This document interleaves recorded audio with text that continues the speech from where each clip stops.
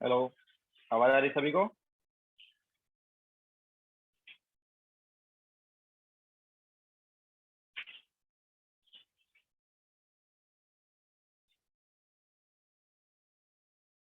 Hello,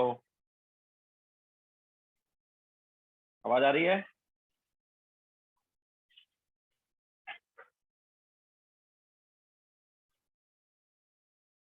okay, तो good afternoon to all. हमने last lecture में हाइजेनबर्ग अनसर्टेनिटी प्रिंसिपल कराया था। तो नेक्स्ट जो है वो है फोटो इलेक्ट्रिक इफेक्ट। नेक्स्ट हम लेंगे यहाँ पर फोटो इलेक्ट्रिक इफेक्ट।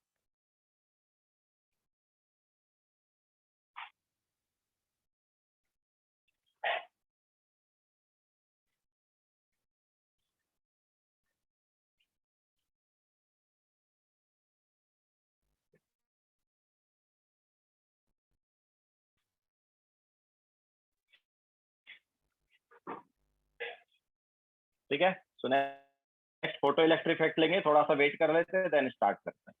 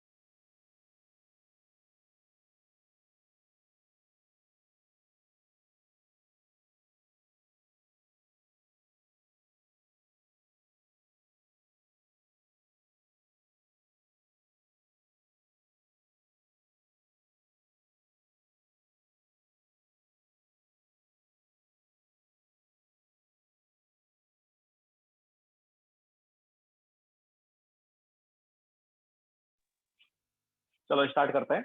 तो फोटो इलेक्ट्रिक इफेक्ट देखो क्या है। हमारे पास मेटल है। मेटल के ऊपर हम जब लाइट डालेंगे, सर्टेन फ्रीक्वेंसी का लाइट डालें या सर्टेन एनर्जी का लाइट डालें, तो इस मेटल से इलेक्ट्रॉन निकल सकते हैं। इस मेटल से क्या हो सकता है? इलेक्ट्रॉन निकल सकते हैं। इन इलेक्ट्रॉन को हम फोटो इलेक्ट्रॉन बोलते हैं। तो ये जो फिनोमिना है या ये जो इफेक्ट है, इसको हम बोलते हैं photo electric effect. Okay, metal के ऊपर लाइट डालेंगे तो उस मेटल से क्या निकलेंगे? इलेक्ट्रॉन या फोटो इलेक्ट्रॉन। तो इसे हम बोलते हैं फोटो इलेक्ट्रिक इफेक्ट। तो if light of certain energy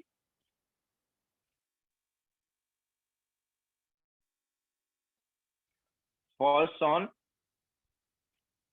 metal, then electrons are liberated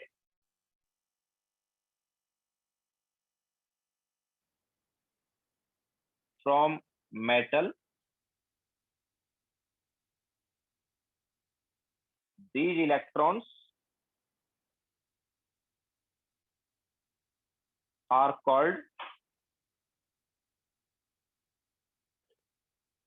photoelectrons,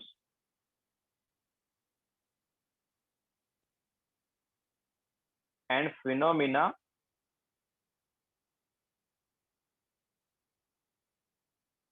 is called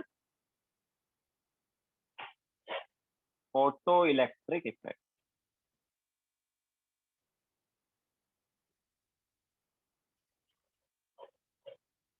okay, तो लाइट या फोटोन, ऑब्वियसली लाइट मतलब फोटोन, ठीक है।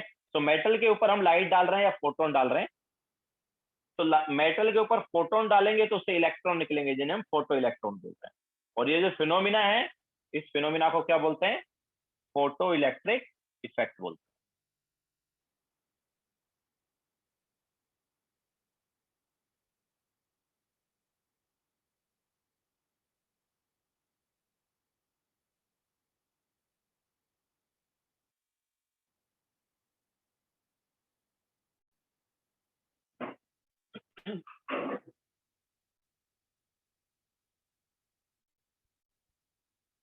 देख लिया सबने?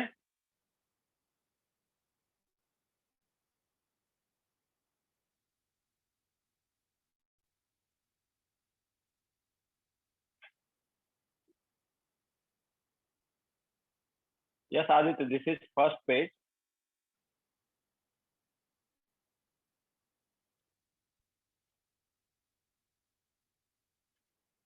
तो मेटल के ऊपर हमने लाइट डाला या फोटोन डाला,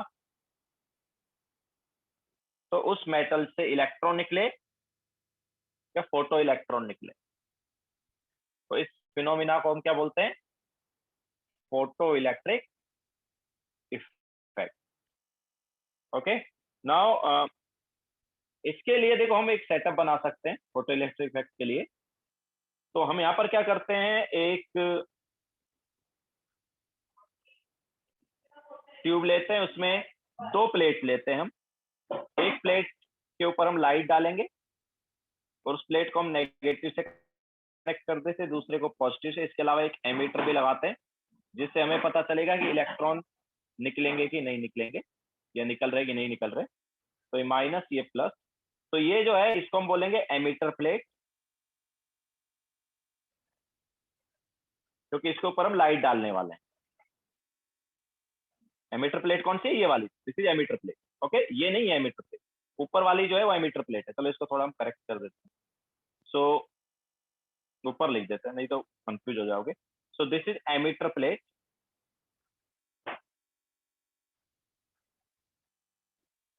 और इस एमीटर प्लेट के ऊपर हम क्या डाल रहे हैं? लाइट डाल रहे हैं। एंड ये वाली जो है, दिस इज रिसीवर प्लेट या collector plate.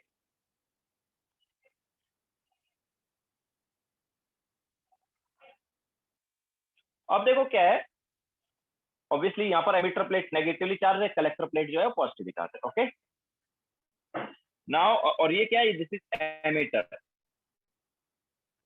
This is emitter, जो कि हमें बताता है कि इलेक्ट्रॉन आएगा या नहीं आएगा। ऑब्वियसली अगर ये एमिटर में जो यहाँ पर जो निडल होती है उसमें अगर मूवमेंट हो रहा है तो मतलब इलेक्ट्रॉन आ रहा है, अगर मूवमेंट नहीं हो रहा तो इलेक्ट्रॉन नहीं आ रहा, या हम बोल सकते हैं करंट फ्लो नहीं कर रहा।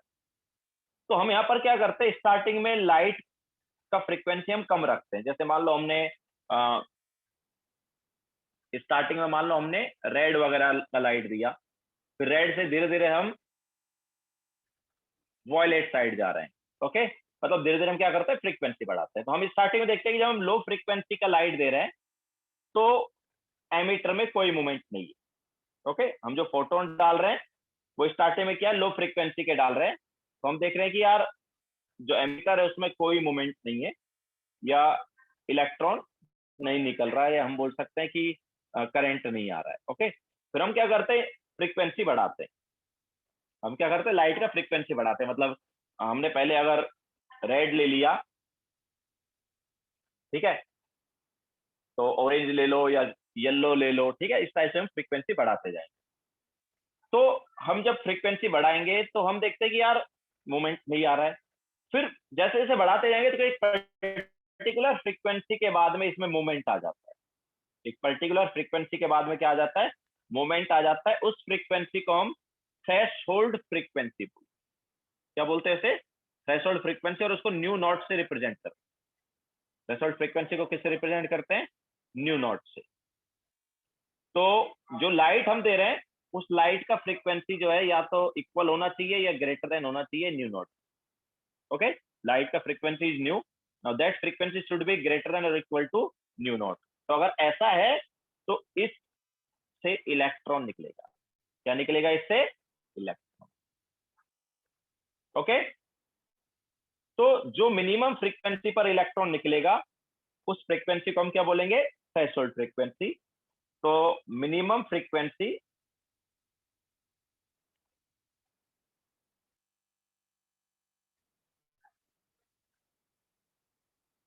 above which photoelectrons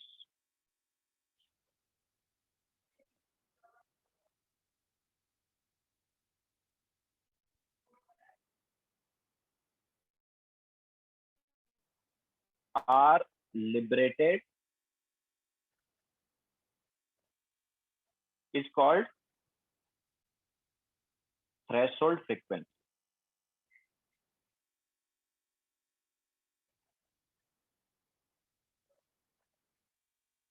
ठीक है, मिनिमम फ्रीक्वेंसी जिसके ऊपर इलेक्ट्रॉन निकलेंगे उस फ्रीक्वेंसी को हम क्या बोलेंगे, थ्रेशोल्ड फ्रीक्वेंसी बोलेंगे।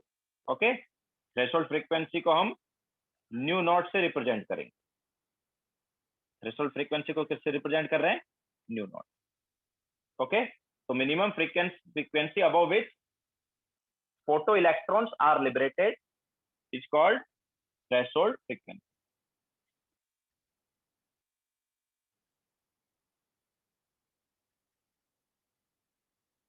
Now इसको इन टर्म्स ऑफ एनर्जी भी हम बोल सकते हैं।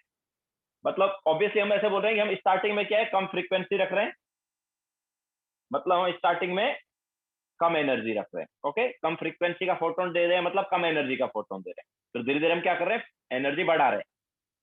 तो एनर्जी बढ़ा रहे हैं तो एक सर्टेन एनर्जी के बाद में क्या, इलेक्ट्रॉन निकलता है। तो जो सर्टेन एनर्जी, जिस एनर्जी के बाद में इलेक्ट्रॉन निकलता है उस एनर्जी को भी हम कुछ नाम दे सकते हैं। तो लिख लिया सबने,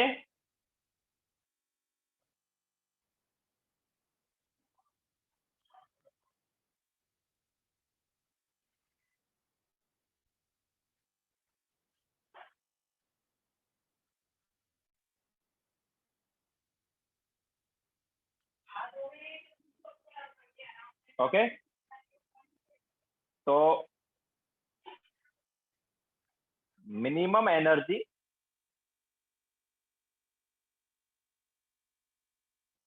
required for liberation of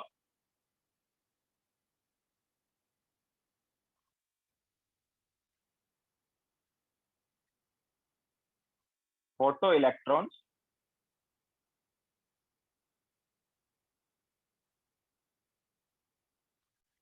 is called work function. तो वर्क फंक्शन को हम फाई से या फिर डब्ल्यू से रिप्रेजेंट करते हैं, जनरली फाई से रिप्रेजेंट करेंगे। ओके, तो minimum energy required for liberation of photo electron is called work function. तो ये वर्क फंक्शन और थ्रेशोल्ड फ्रीक्वेंसी एक दूसरे से कैसे रिलेटेड, ऑब्वियसली जो frequency corresponding to work function है वो क्या हो गई, थ्रेशोल्ड फ्रीक्वेंसी हो गई ना। तो that is frequency corresponding to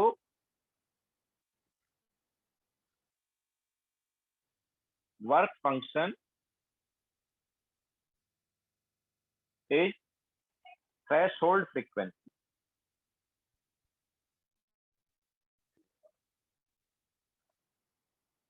तो फ्रीक्वेंसी बेसिकली वर्क फंक्शन से कैसे रिलेटेड है? एनर्जी और फ्रीक्वेंसी में क्या रिलेशन होता है? Work function is nothing but energy, है ना? Minimum energy required for liberation of electron. तो वर्क फंक्शन क्या है? एनर्जी है। किसका? फोटोन का। ओके, ये लाइट का। तो लाइट की एनर्जी और फ्रीक्वेंसी में क्या रिलेशन होता है? E is equal to h nu वाला ही होता है ना। तो यहाँ पर E क्या है? एनर्जी। यहाँ पर क्या है? फाई। एंड थ्रेशोल्ड फ्रीक्वेंसी क्या है? Nu naught. तो phi is equal to h nu not.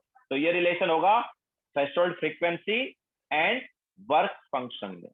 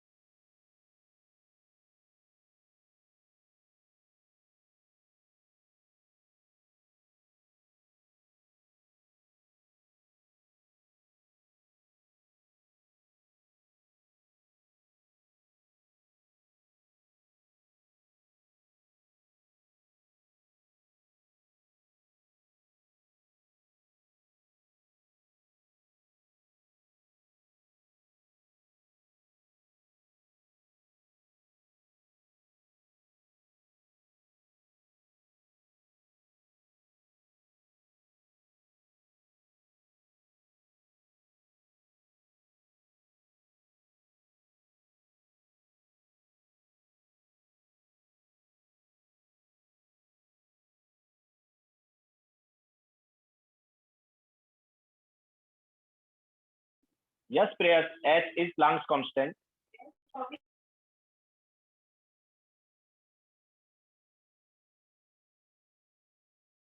हो गया सबका?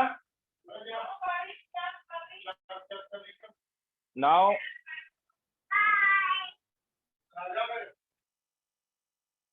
नाउ तो फोटो इलेक्ट्रिक इफेक्ट के लिए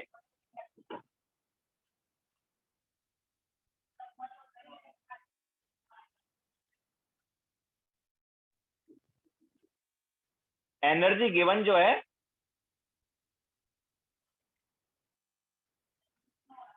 ग्रेटर देन होना चाहिए वर्क फंक्शन के। ग्रेटर देन या इक्वल भी चलेगा। तो एनर्जी गिवन जो है वो ग्रेटर देन इक्वल टू क्या हो? वर्क फंक्शन हो। या हम बोल सकते हैं एनर्जी गिवन को ई ले लिया तो it should be greater than equal to five.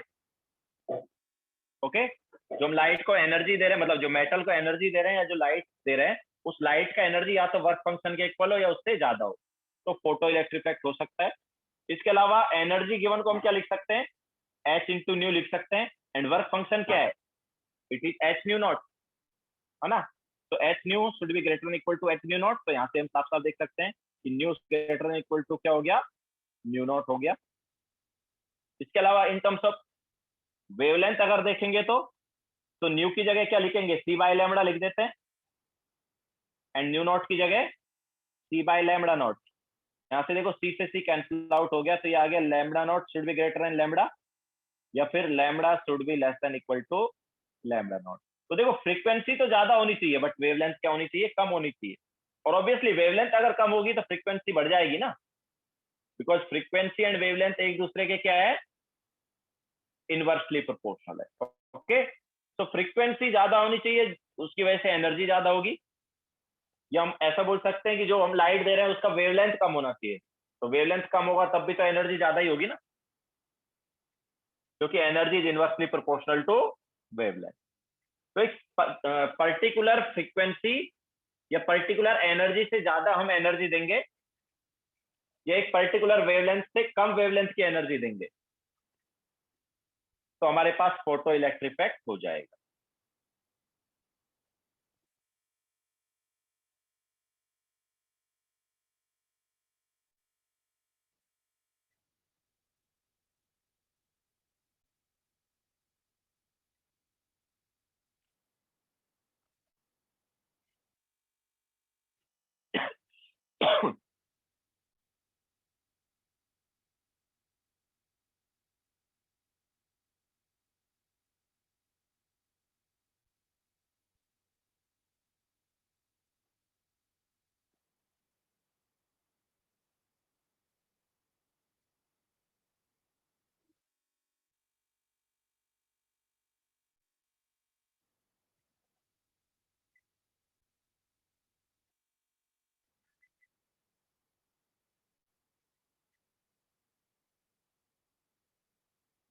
हो गया सबका?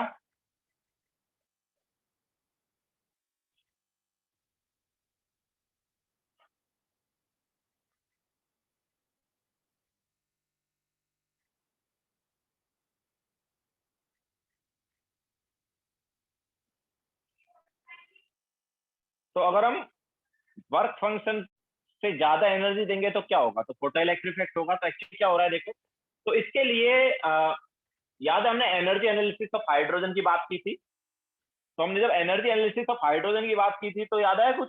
अगर हम 13.6 से कम एनर्जी देते थे, 13.6 इलेक्ट्रॉन वोल्ट से कम एनर्जी देते थे, तो अप्रोप्रिएट एनर्जी का फोटोन एब्जॉर्ब करता था, याद आया?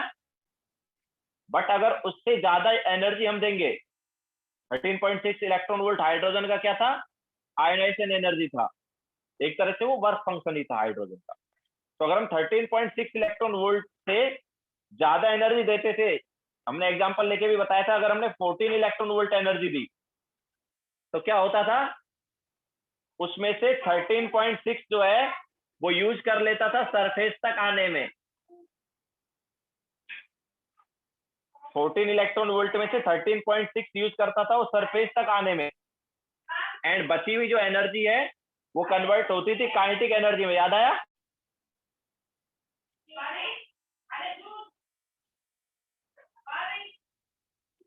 ठीक है, याद आया कि नहीं आया? तो वो उस काइनेटिक एनर्जी से इलेक्ट्रॉन बाहर निकल जाता था। तो सेम कॉन्सेप्ट यहां पर लगेगा।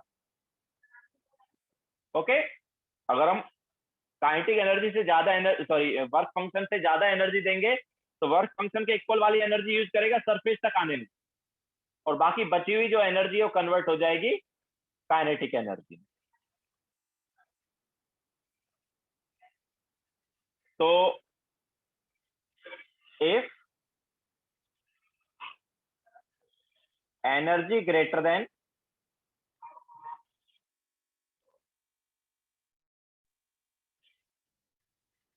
Work function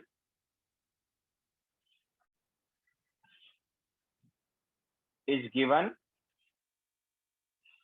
to metal, then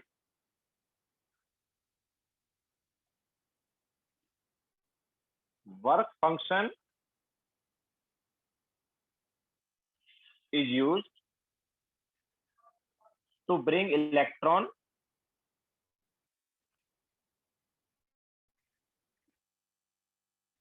till surface of metal, and remaining energy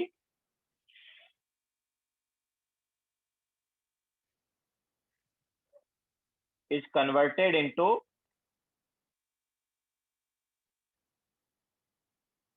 kinetic energy।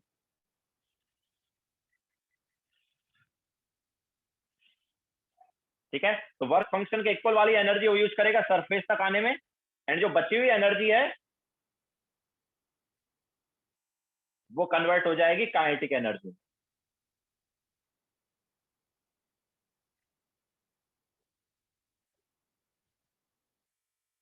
Okay, तो देखो काइनेटिक एनर्जी, अच्छा उसको मैं बोलूंगा काइनेटिक एनर्जी मैक्सिमम, बिकॉज जिस इलेक्ट्रॉन को भी निकलना है इतनी एनर्जी देने पर उसकी एनर्जी सबसे ज्यादा होगी। उसके निकलने के बाद जो बाद में इलेक्ट्रॉन अगर निकलेंगे तो उनकी काइनेटिक एनर्जी कम आने वाली है। ठीक है, तो हम ये जो अप्लाई कर रहे हैं ये सबसे आउटरमोस्ट ऑर्बिट पर अप्लाई कर रहे हैं। तो काइनेटिक एनर्जी मैक्सिमम जो है, kinetic energy maximum is equal to energy given minus work function. जो हमने इतना एनर्जी दिया उसमें से वर्क फंक्शन यूज किया सरफेस तक आने में, तो कितना एनर्जी बचा, ऑब्वियसली ई माइनस फाइव बचा ना। ओके, तो kinetic energy maximum is equal to E minus phi. अब इसको हम ऐसे भी लिख सकते हैं कि यार kinetic energy maximum is equal to energy given को क्या लिख सकते हैं, h nu, and work function को क्या लिख सकते हैं, एच न्यू नॉट। ओके, तो ये भी हमारे पास आ जाएगा। तो kinetic energy maximum is equal to energy given minus work function, या फिर h nu minus h nu not.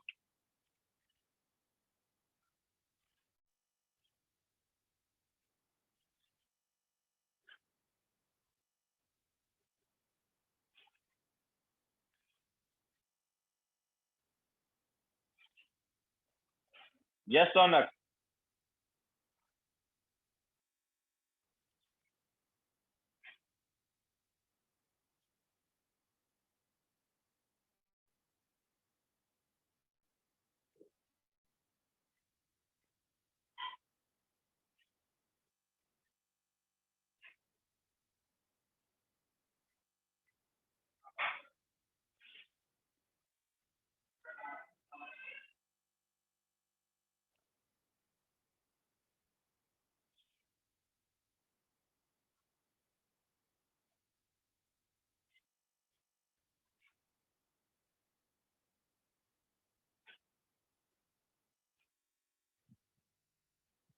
हो गया सबका?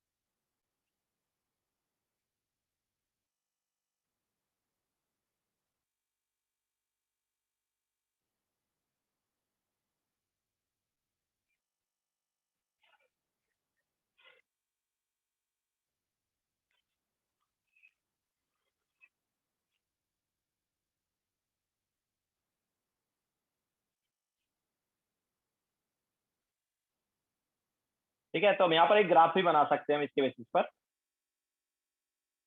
तो क्या था, kinetic energy maximum is equal to energy given means h nu minus work function is h nu naught. तो हम यहाँ पर ग्राफ बनाएंगे kinetic energy maximum versus frequency. तो देखो ये अपने पास हो गया y, ये हो गया mx, और ये हो गया c। ओके, तो कैसा ग्राफ आएगा, स्ट्रेट लाइन आएगा ही नहीं आएगा? x की जगह क्या ले लिया, न्यू ले लिया, y की जगह काइनेटिक एनर्जी मैक्सिमम, एंड ये हमारे पास कांस्टेंट वाला पार्ट हो गया c। तो स्ट्रेट लाइन हो गया ना।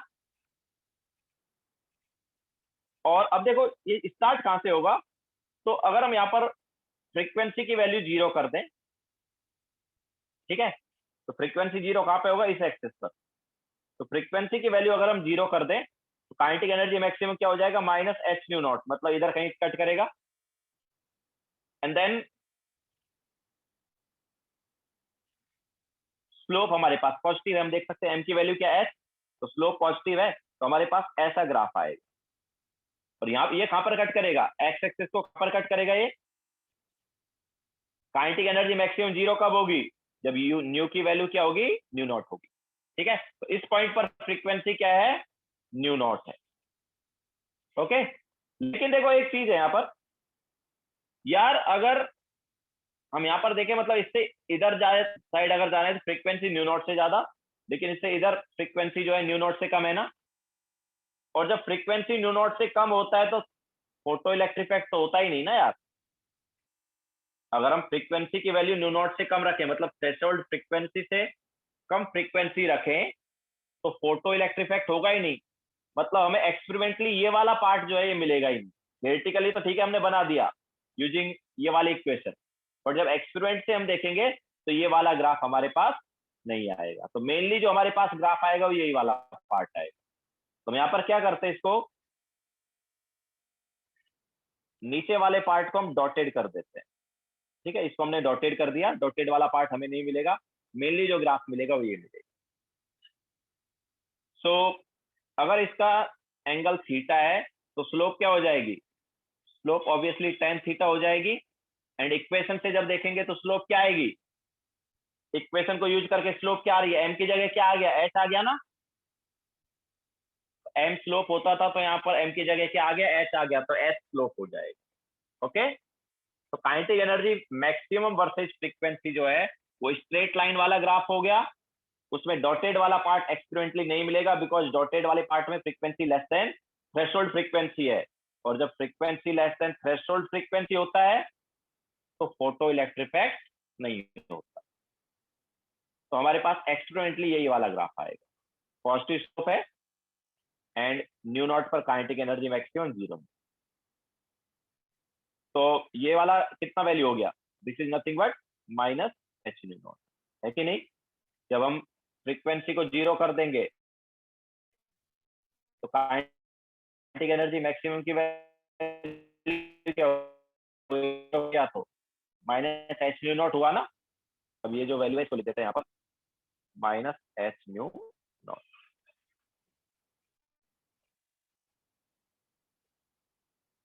So this is graph between kinetic energy maximum versus frequency.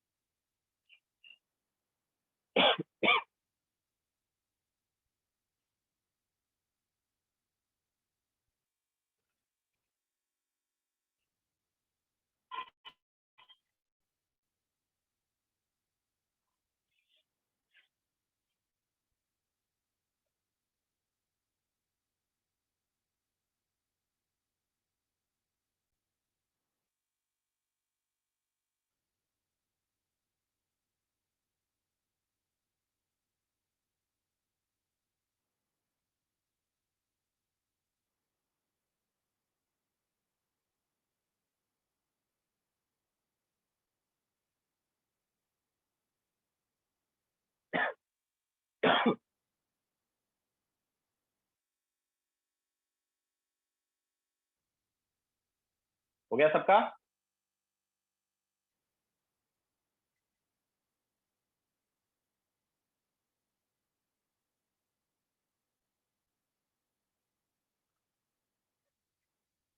now देखो अभी तक हमने जो ये किया फोटो इलेक्ट्रिक इफेक्ट, उसमें क्या कर रहे थे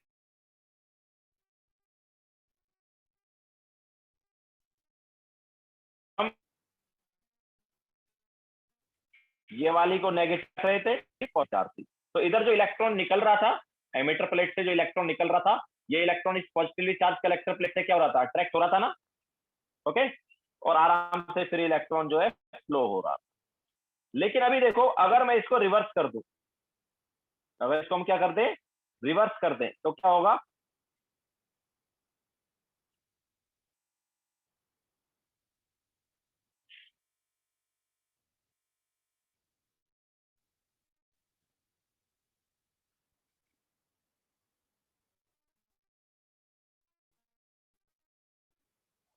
तो अगर हमने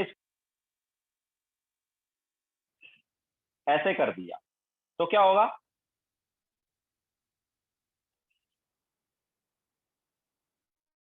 तो फिर देखो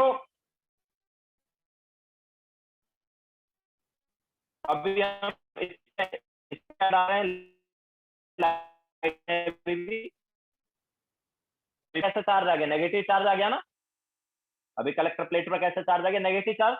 तो ये जो इलेक्ट्रॉन निकल रहा है ये कलेक्टर प्लेट से रिपेल होगा कि नहीं होगा, क्योंकि कलेक्टर प्लेट भी नेगेटिवली चार्ज और इलेक्ट्रॉन भी नेगेटिवली चार्ज, है कि नहीं। तो जो पहले प्लेट कलेक्ट कर रही थी, ये वाली प्लेट पहले इलेक्ट्रॉन को क्या कर रही थी, कलेक्ट कर रही थी, लेकिन अभी वही प्लेट क्या करेगी, रिपेल करेगी इलेक्ट्रॉन को, ठीक है। तो इसकी वजह से ये जो इलेक्ट्रॉन आ रहा है इसकी वेलोसिटी क्या हो जाएगी, कम हो जाएगी। पहले जिस वेलोसिटी से आ रहा था उस वेलोसिटी से इलेक्ट्रॉन नहीं आएगा। वॉइस ब्रेक हो रहा है क्या? आदित्य बोल रहा है sir your voice is breaking.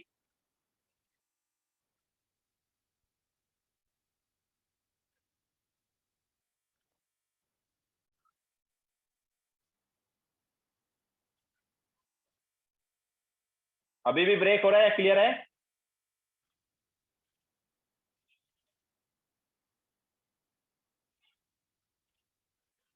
Clear है ना अभी? ओके, तो फिर से एक बार एक्सप्लेन कर देते हैं। तो देखो हम क्या बोल रहे हैं कि हमारे पास अभी कलेक्टर प्लेट जो है उस पर कैसा चार्ज हो गया, नेगेटिव चार्ज हो गया, ठीक है। और एमिटर प्लेट पर क्या है, पॉजिटिव चार्ज है।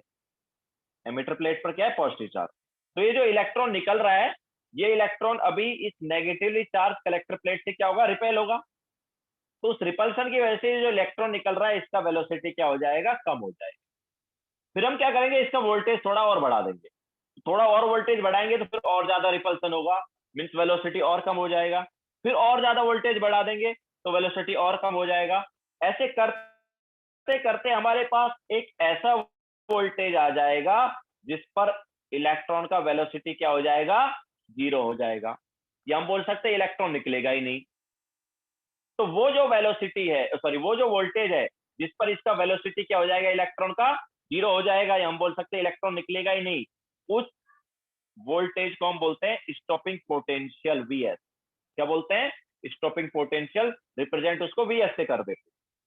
क्यों? क्योंकि उस पोटेंशियल पर इलेक्ट्रॉन नहीं निकल रहा है, हम बोल सकते हैं कि फोटो इलेक्ट्रिक इफेक्ट नहीं हो रहा है। ओके, तो जब हम रिवर्स करेंगे तो कलेक्टर प्लेट नेगेटिवली चार्ज हो जाएगा। तो नेगेटिवली चार्ज कलेक्टर प्लेट क्या करेगा, इलेक्ट्रॉन को रिपेल करेगा। तो जो इलेक्ट्रॉन आ रहा है उसकी वेलोसिटी कम होगी। फिर ऐसे वोल्टेज बढ़ाते बढ़ाते हमारे पास एक ऐसा वोल्टेज भी आ जाएगा जिस पर रिपल्सन इतना ज्यादा हो जाएगा कि वोल्टेज, ये वेलोसिटी क्या हो जाएगी, जीरो हो जाएगी इलेक्ट्रॉन की, या हम ऐसा बोल सकते हैं इलेक्ट्रॉन निकलेगा ही नहीं। ओके, तो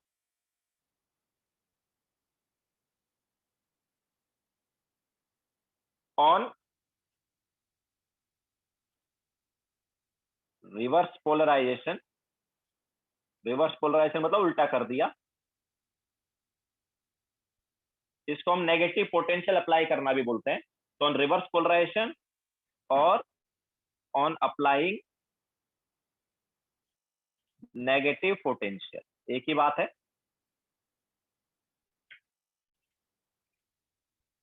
तो ऑन रिवर्स पोलराइजेशन और on applying negative potential,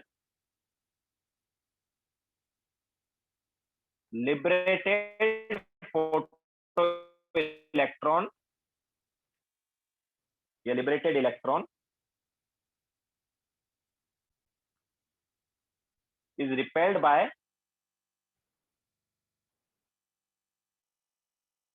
negatively charged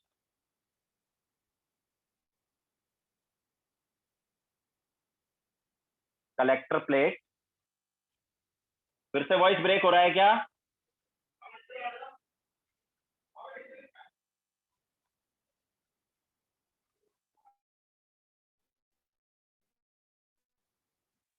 नहीं हो रहा है ना? So on reverse polarization or on applying negative potential, liberated electron या liberated photoelectron is repelled by negatively charged collector plate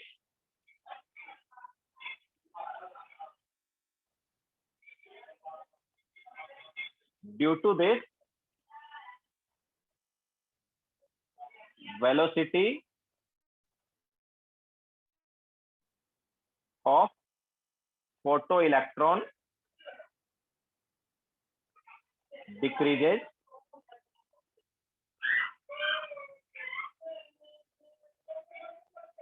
ठीक है।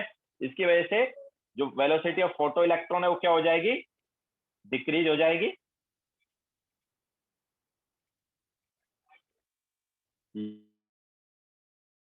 तो फिर आगे दिखाते हैं।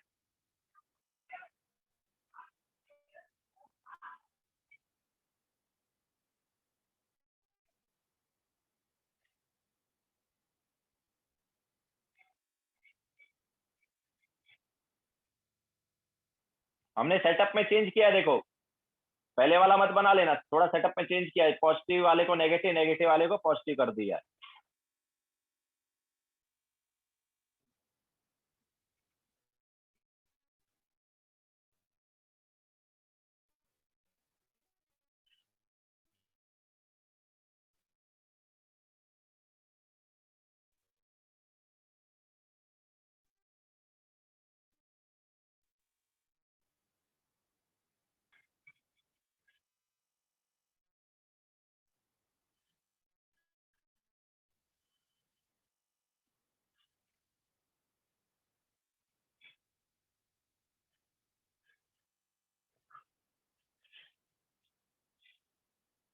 हो गया सबका?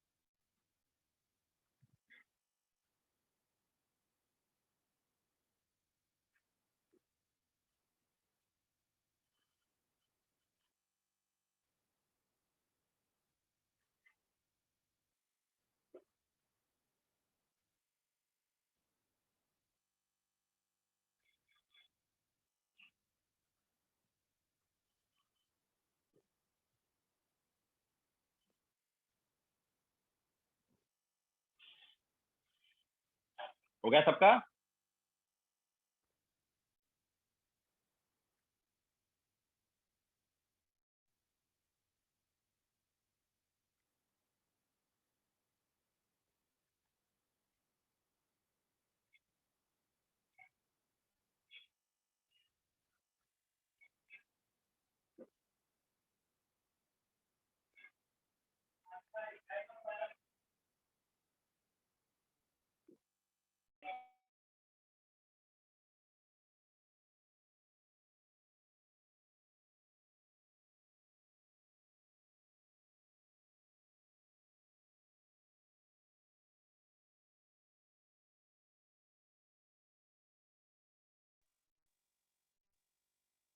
ठीक है, तो आगे चलते हैं। तो देखो हम क्या बोल रहे हैं कि जो इलेक्ट्रॉन निकल रहा था उसका पोटेंशियल क्या, सॉरी उसका वेलोसिटी क्या हो गया, डिक्रीज हो गया। लेकिन जब वोल्टेज बढ़ाते जाएंगे तो एक सर्टेन वोल्टेज पर इलेक्ट्रॉन नहीं निकलेगा। जैसे हमने देखो डायग्राम में इलेक्ट्रॉन नहीं दिखाया है, क्योंकि हमने क्या पोटेंशियल अप्लाई कर दिया, वीएस से स्टॉपिंग पोटेंशियल बोलते हैं। ओके, सो इलेक्ट्रॉन को दिखाना नहीं है डायग्राम में, क्योंकि इलेक्ट्रॉन निकल ही नहीं रहा है। तो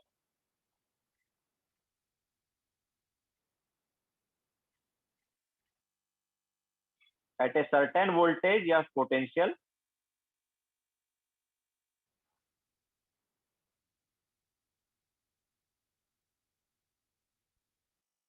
photo electrons stop liberating.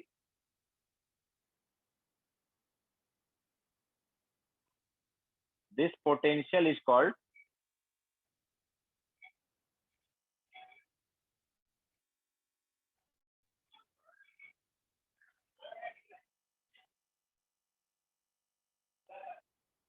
stopping potential. इस पोटेंशियल को क्या बोलते हैं, स्टॉपिंग पोटेंशियल बोलते हैं। रिप्रेजेंट करते हैं इसे वीएस। ओके, वेलोसिटी देखो, जितना इलेक्ट्रॉन, जिस काइनेटिक एनर्जी से पहले इलेक्ट्रॉन निकल रहा था, उस काइनेटिक एनर्जी के अगेंस्ट हमने क्या कर दिया, वर्क कर दिया भी, है ना। पहले इधर से जो इलेक्ट्रॉन निकल रहा था, अगर उसके अपोजिट उतना ही वर्क कर दें हम, जिससे कि इलेक्ट्रॉन निकलना क्या हो जाए, बंद हो जाए। जब हम यहाँ पर इससे रिपेल कर रहे हैं, इससे क्या कर रहे हैं, इस प्लेट से रिपेल कर रहे हैं, तो बेसिकली क्या हो रहा है, ये प्लेट एक तरह से इलेक्ट्रॉन के अपोजिट क्या कर रहा है, वर्क कर रहा है, जिससे कि इलेक्ट्रॉन का वेलोसिटी कम हो जाए। और ऑब्वियसली स्टॉपिंग पोटेंशियल पर वो वर्क इतना हो गया कि वो काइनेटिक एनर्जी सारा की सारा किस में कन्वर्ट हो जाएगा, वर्क में, और वो इलेक्ट्रॉन नहीं निकलेगा। तो अभी भी हम मतलब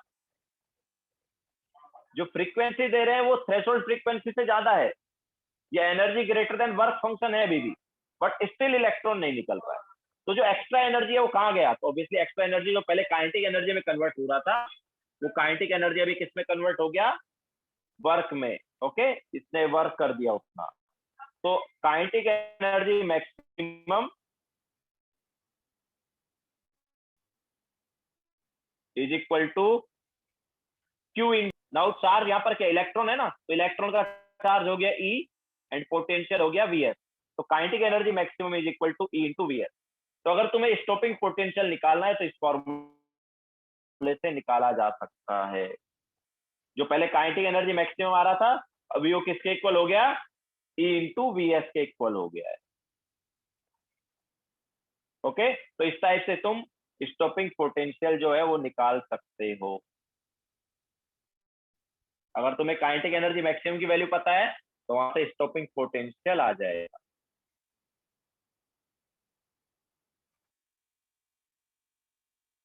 each charge on electron pairs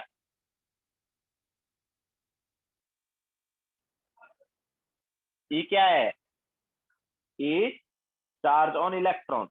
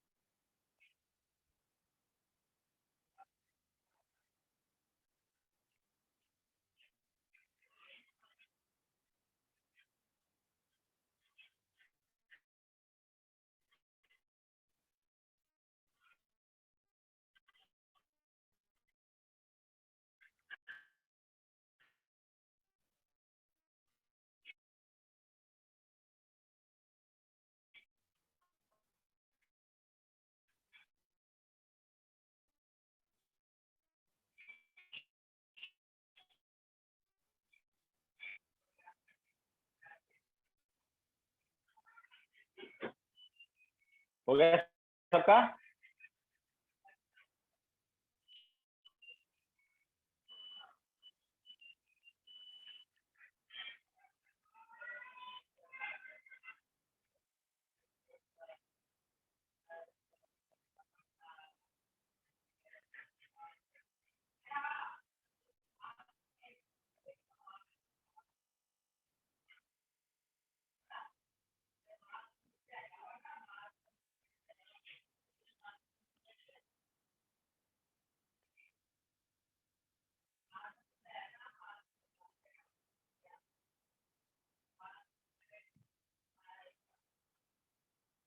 okay, now चलो क्वेश्चन ले लेते हैं।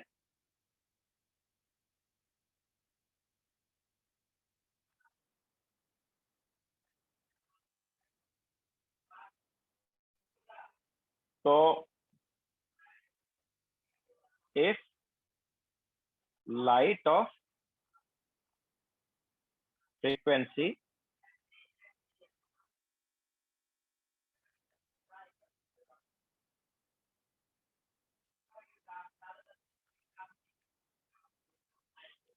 phi electron volt, sorry, if light of frequency 8 into 10 is to 15 hertz falls on metal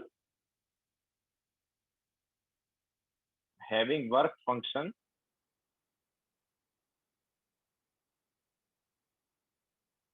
pi electron volt,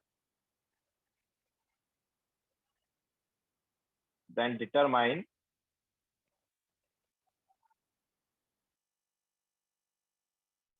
threshold frequency nu naught, kinetic energy maximum, and stopping potential. तीनों निकालो. If light of frequency 8 into 10 raised to 15 hertz falls on metal having work function pi electron volt, then determine threshold frequency nu naught, kinetic energy maximum, and stopping potential.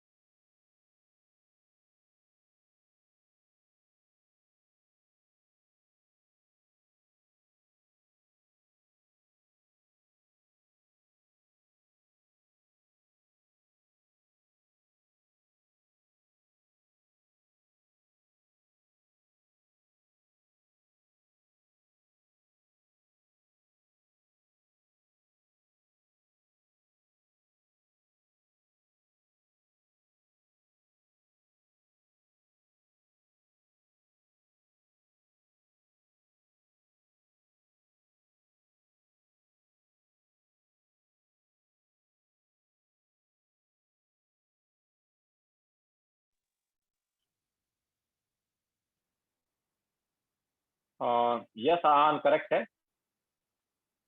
Shaunak wrong है. Madhukar wrong है.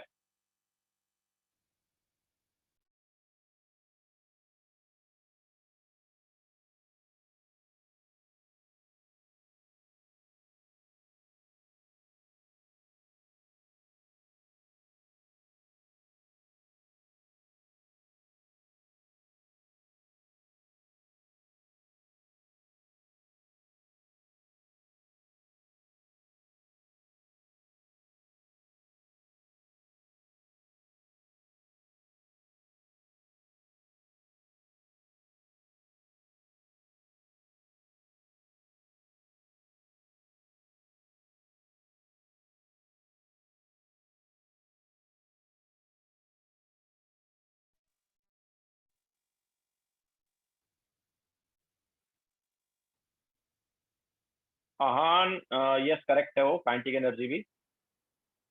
Priyas wrong है. अक्षत wrong है.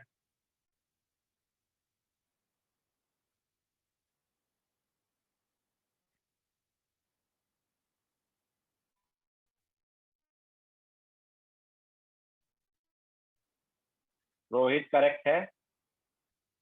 Shaunak wrong है. थोड़ा सा गड़बड़ किया Shaunak, check करो.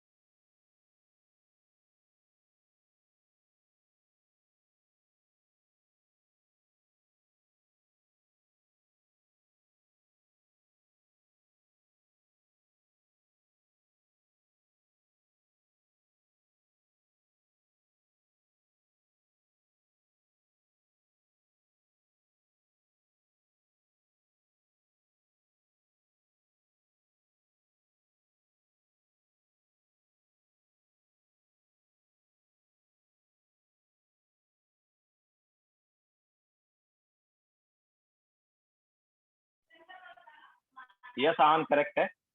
तो मिहिका, यस मिहिका करेक्ट है।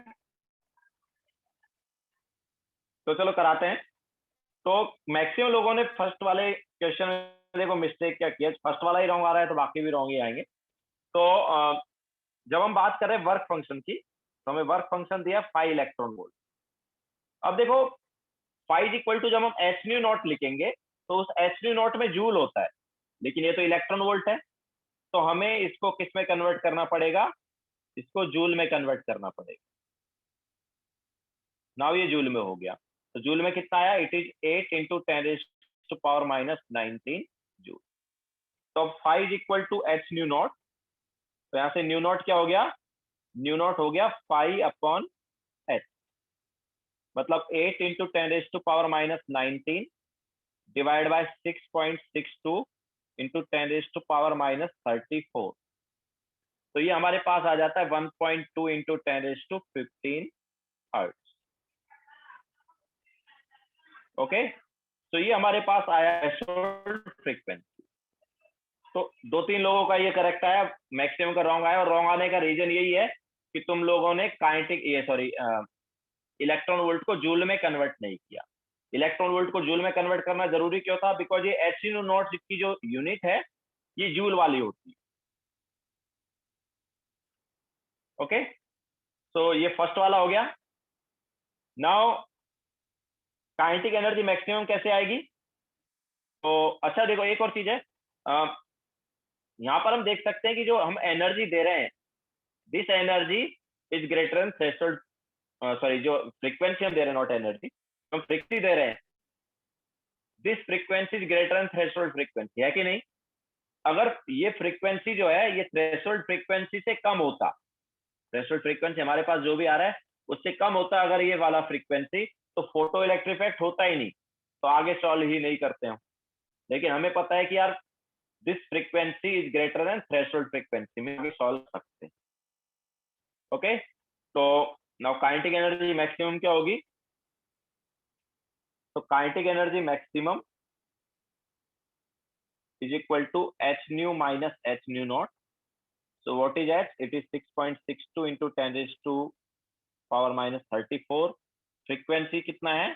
Frequency is 8 into 10⁻15.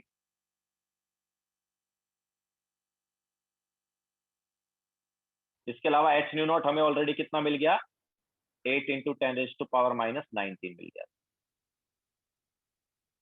ठीक है, तो कितना आएगा, यहाँ से हम ऑब्वियसली 8 into 10⁻⁻19 कॉमन ले सकते हैं, तो इधर बचेगा 6.62 माइनस 1, तो ये हमारे पास क्या आ गया, ये आ गया 5.62 इंटू 8 इंटू 10⁻⁻19। तो कितना आ गया kinetic energy maximum,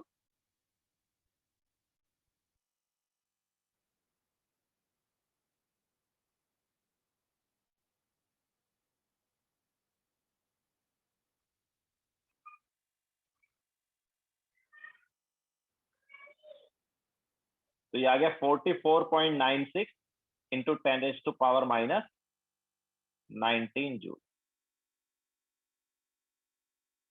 okay, so this is kinetic energy maximum. What about stopping potential? तो stopping potential Vs क्या होगा यार, it is kinetic energy maximum divided by E। ठीक है, तो kinetic energy maximum is 44.96 into 10⁻⁻19 divide by E का value क्या है, 1.6 into 10⁻⁻19। तो कितना आएगा ये अप्रोक्सीमेटली आ जाएगा 28 वोल्ट। ओके, तो ये हमारे पास आ गया kinetic energy maximum and stopping potential.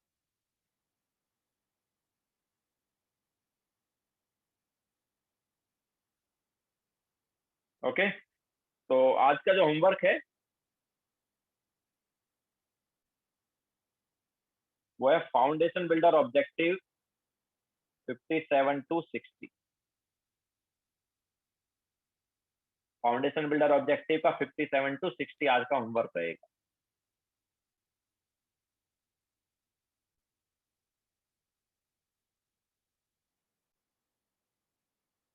Okay, and करें लेक्चर, लिख लिया ना सबने?